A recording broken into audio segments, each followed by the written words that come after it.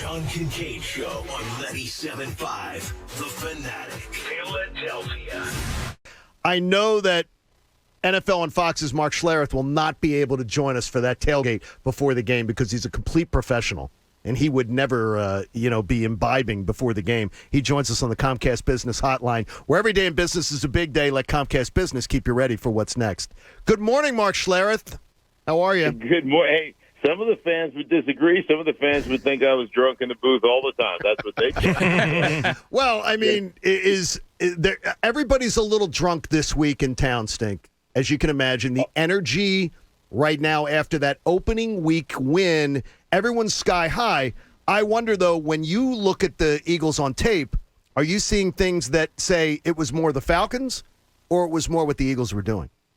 Well, you were in Atlanta, and I'll never understand. I mean, sometimes it's just Atlanta, right? I mean, yes. The Atlanta gets in you. I don't know how you can absolutely cram it down somebody's pie hole for an entire drive, and then you get into the goal situation, first and goal at the 6, and you decide you're going to out-trick them and start throwing the football. Like, that doesn't make a lot of sense to me. I'll never buy into that. It always drives me nuts. So those first couple of drives, and for the first half of the game or so, I thought Atlanta really controlled the line of scrimmage on the offensive side of the ball. Philly made some great adjustments. They really got into some things that more wide 9 on the edges, really crashed the edges, made the running backs not be able to press the front side. And so I thought they made their adjustments. But a little bit of the Atlanta thing, yes, early in that game. But offensively, man, I was so impressed with the Philadelphia Eagles, not only from a formational standpoint and a play-calling standpoint, getting their quarterback comfortable standpoint, but all the things that match, getting into a formation, and I call it being a play repeater, and I thought Nick Sirianni did a great job of showing you something 2-3 times in a row and then designing something that was more explosive type of play off of that. So you start with a couple of bubble screens off the RPO action, and then all of a sudden you do the same look and you get a naked boot keep out the backside, and the defense is just, their head was on a swivel. They had no idea how to defend any of that stuff. I thought some of that stuff for Philly on tape was absolutely magnificent, so you should be excited about the way you guys played and the adjustment that I thought you made on the defensive side of the ball. Mark, staying on the offensive side of the ball, is that something sustainable, do you think, what they did on Sunday? Or is that, like you were talking about, a case maybe defensively that Atlanta didn't make the proper adjustments to what Philadelphia was doing? Listen, when you have a quarterback that can threaten the backside, so anytime you're in that, you're in the potential of, a zone read type of offense, like what they run. The quarterback is an extra defender to me, an extra blocker, if you will, in that backside scheme. So you do that, and you're running front side. You're holding backside defenders. You're holding a weak side linebacker from squeezing. You're holding that back safety from squeezing and constricting that formation because of the threat of Jalen Hurts taking on. And then the effect you have on the underneath coverage, that's sustainable. When you flag that ball out there and all of a sudden Miles Sanders looks like he's going to go, and you stop your feet and you're running a slant behind it or you're running some in-cutting route behind it, what they call like an X-drift or whatever you're running behind that, like the layers and the distribution of players, you suck players up. There's no distribution of depth of players. So those become routes you steal. If you go back to a concept called X-drift, so we're just running a fake handoff off a zone read type of thing, and the X on the single receiver side is just running essentially a rounded off 12-yard in cut. Go back to really when that route became popular, and that was in Washington in RG3's first year, okay? In that route, just that concept alone, RG3 it was Pierre Garçon that ran it all the time. Of the 3,000 yards, I think they had 3,100 yards passing that year when he was the Rookie of the Year. Just off of that concept, 1,200 yards off of that concept, a one-receiver read off that concept, 1,200 yards to Pierre Garçon on that play alone. Wow. Just that play. And it really becomes, if you can run it and you're doing, you're still running the ball, it's not, you can't defend it. Yeah, I mean, it's just almost impossible to defend, because if you say that's it, we're taking that away, then you're giving up 6 yards, 7 yards a carry. And so it really is, it's really a quandary. And I tell you what, it really affects the defender's eyes. Everybody sees it. They miss their spots. They miss their targets. They can't get depth in their drops. Is it sustainable? Absolutely, as long as you keep hitting it, and as long as you get the double teams and just the ass whipping that offensive line put on the Atlanta Falcons, a very good defensive line, with some really good players.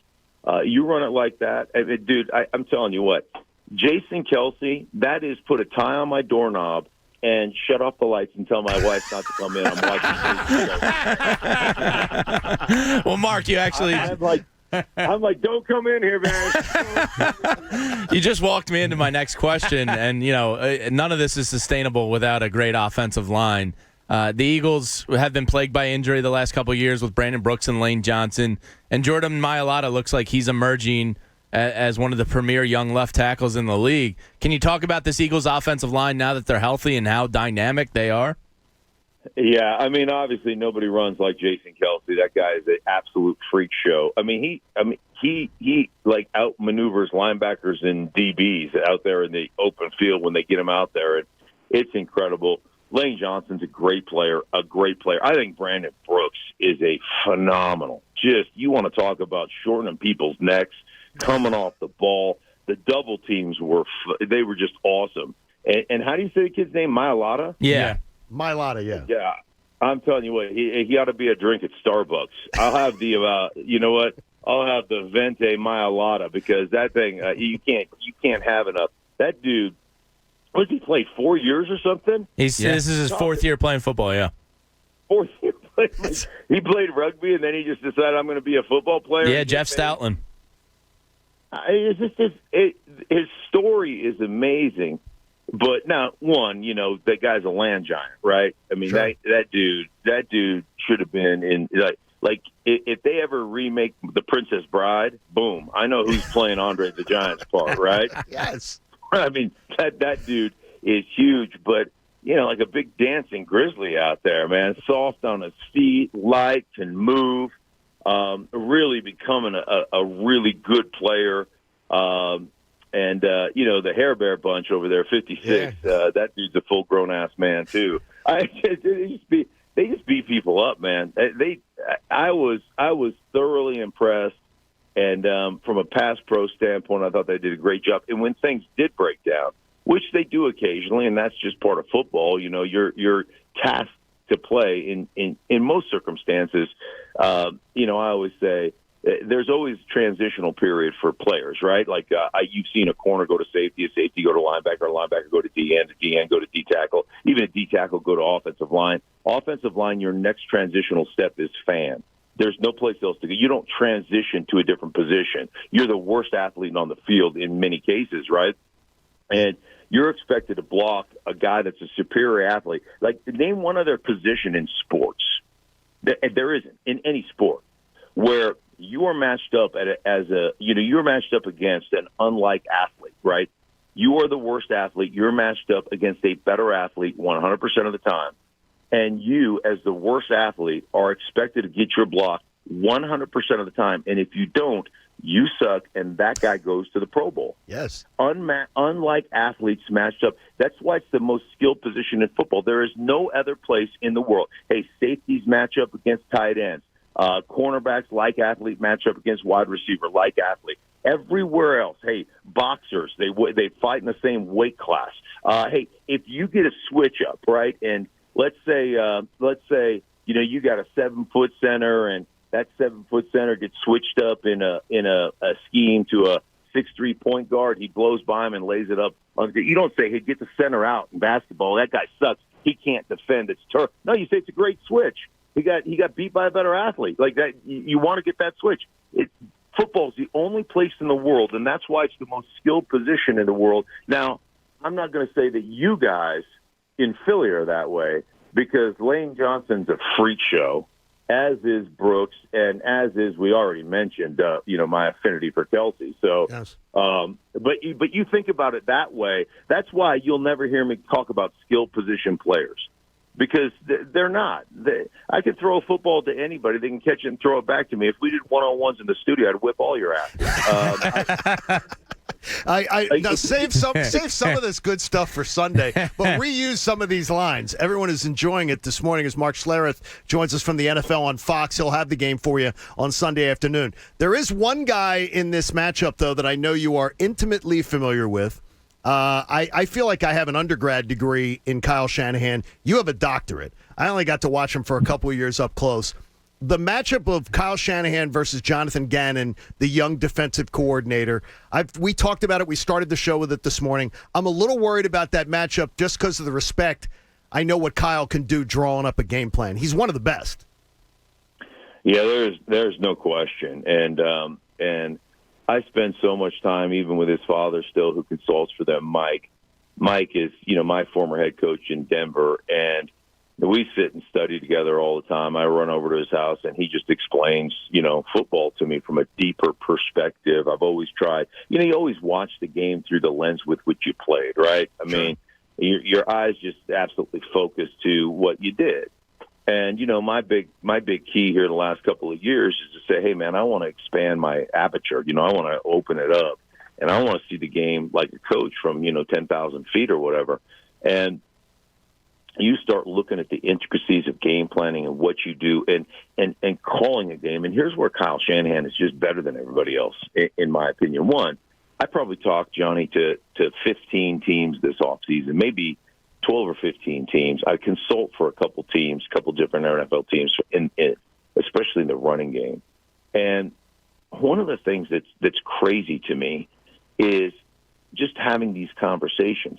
There is not one team that I talk to that didn't study and isn't pilfering something from the San Francisco 49ers run game.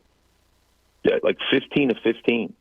They're all studying it. They're all trying to figure it out. And their ability to shift an emotion and formation you to death. And I'm telling you, sometimes they'll get into some fly motions or they'll get into a quick motion. All they're trying to do is to get you to take a 6-inch step so that they have a better angle for their offensive line to get to the second level. And it's phenomenal when you watch the way they attack you. They'll take one play like 19 handoff, and they'll run that play 7 times. But the entry point of the fullback or the tight end, they'll change 2 people's responsibilities.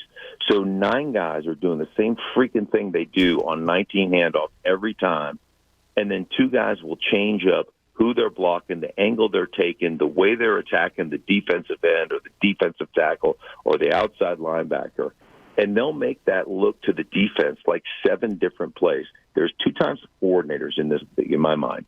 There's the coordinator that calls plays, and then there's the coordinator that calls an offense. And Kyle Shanahan calls a freaking offense. Every time he runs a play, there's a purpose, not only to that play, but to what he's setting up. And he knows what he's going to get based upon what you do to defend that play. And that's what makes him great. And then not only that, like the ability to catalog it all while you're calling a game. I don't know about you guys, man. I walk out to the garage, and I'm standing in my garage going, yeah, this is my garage. I'm going back to the kitchen now because I can't remember why I came out here. That's like a daily freaking occurrence to me. To be able to catalog all that in your mind and have that ability, it to me it's phenomenal. I know you got a radio show to do. Do you got to run? No, shoot, man. Okay. I got nothing. Hey, for you, I don't. I go on at 6. I will so say. I got 15 minutes. I will say that working with you, I learned so much about not watching the ball in football. Between working with Buck for 20 years in Georgia and working with you at ESPN and doing radio shows with you, you taught me so much about not just following the ball, the intricacies of it. And you explain it so well, and I think that's why you're thriving right now at Fox, is the idea to explain it in layman's terms to guys like me who tend to just follow the ball. And it's one of the things that's exciting to be able to watch, and I always enjoyed that working with you. Well, I appreciate that. Yeah, following the ball. I mean, most of those guys that touch the ball, a bunch of prima donnas anyhow. Like I always say, the next team that's one wide receiver away from being led to a championship will be the first team that's one wide receiver away from being led to a championship. Those guys, it's the most dependent. Every position in football is dependent, but the most dependent position of all those dependent positions are wide receivers. 10 other guys have to do their job before they get to sniff the football. I'm so sick of the way we treat those clowns. They just drive me crazy. Although I will say this. The little kid, number 6, you guys got? Oh, yeah. He's pretty dynamic. He's a pretty dynamic little turd. I like watching him on. Mark, which team and where has the biggest advantage this weekend in the 49ers-Eagles? Well, one more time, which team? So which team has the biggest advantage? I don't know where it might be, but in your eyes, in any position for this game. Well, I will tell you, like I said, I think Kyle Shanahan, from a game planning standpoint and exploiting your weaknesses, is really incredible with what he does. Now, going back and looking at San Francisco tape and looking at what their defense did, they really struggled. They really struggled with some concepts, some inside run concepts, and that'll be interesting to me to see exactly how they focus on that. But I thought early in that game, defensively, I thought Philadelphia really didn't play very gap sound. They didn't play assignment sound on the defensive side of the ball. I thought their linebackers were just like, you throw some, what do they say? It's a rat the cheese. I mean, they threw the cheese out there, and those dudes bit on a bunch of potential. Could have been much bigger plays, but Atlanta's going to Atlanta. So I just thought that there were some serious breakdowns there. That when Kyle Shanahan is game planning, and you've been around him for 2 years in Atlanta, he's going to exploit that stuff, and he is going to create. He's going to create, and this is the advantage, man. He's going to create explosives in the passing games that are easy throws, that are easy. They're gimme completions, and they're 20, 30-yard explosives. And he'll see that stuff. He doesn't miss anything. I mean, you watch him coach a practice, John. I've seen it. It's like nothing. It's amazing. Like nothing. I mean, he's coaching DBs, he's coaching linebackers, he's coaching drops, he's coaching the quarterback, and he gets the respect. And he gets the respect. Mark, last one. Sorry. He knows everything. Right. It's unbelievable. So that would be the big advantage for me. How do you contend with the way he calls an offense and the way he sets up explosives? Last one from me, Mark. We were having a discussion before you came on. Can you win in today's NFL without depending on a vertical offense? Can you dink and dunk and yak your way to championship level football in today's NFL? Oh, absolutely. One of the things I hate is when people talk about, hey, that swing pass, or hey, that bubble screen's an extension of the running game. That's a bunch of garbage. That was invented by some offensive coordinator who doesn't want to run the ball. And here's what you get into in the NFL. There are a lot of coordinators that can't wait for the run game to fail so they can throw it 50 times. There's a bunch of them. And I always looked at it like this. There's a lot of coordinators in this league that they think second down and one is a shot down. We're going to throw it over the top. Where I thought, and I was raised going second down and one is a shot down. It's a down for me to take a shot on your defense and try to murder somebody essentially, and really try to set the physical tone. And it's just the ability to wear down a defense. That underneath game is perfect as long as you're running the ball, because that underneath game is going to create a bunch of explosives because you got to play it. And so it's not about necessarily, taking a bunch of shots, but it's taking completable shots, and it's throwing it when you want to throw it because you've run the ball. Hey, man, if I throw it 35 times a game and 18 or 20 of those are because I want to throw it, shoot, I'm going to have a super high completion percentage, and, I'm going to have a bunch of wide open players. But if I do, if I have to throw it 20 times because I have to throw it, well, your vertical offense, you can shove that up the keister because that thing is going to work. I love you, Stink, and we look forward to hearing the game this weekend, NFL on Fox. Mark Schlereth will have the game, and we hope we get more Schlereth games throughout the course of the year so we can have you back. Oh, I hope so. Anytime, Johnny. You know that. Anytime you need me, I am here for you, my brother. All right, man. Love you, too. See you, buddy. Love you, buddy. There Bye. you go. The John Kincade Show on 97.5, The Fanatic, Philadelphia.